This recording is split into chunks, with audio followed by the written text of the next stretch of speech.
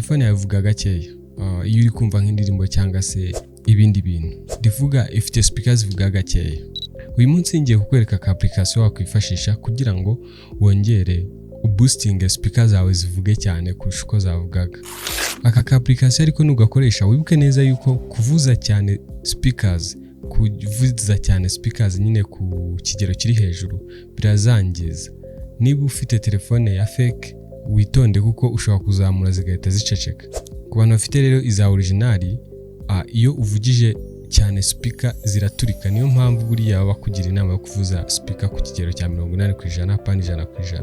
Speakers zawe ntabwo ziba zigomba kugera ku 100%, ugomba kuvuza byibuza kugera kuri 80% kuko iyo urengeje ziraturika, ejo ukumva ziravuga zisarara cyangwa se ziri gusamira. Aka ka application rero nako wibuke neza ko kugakoresha ni kuri disk zawe, ntuzandenganye. Aka ka application rero kitwa Volume Booster Good EV.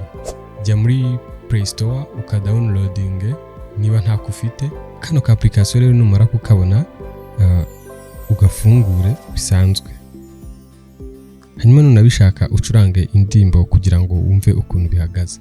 Reka ducurange indirimbo twumve. Urumva volume iriho, ariko noneho nitwongera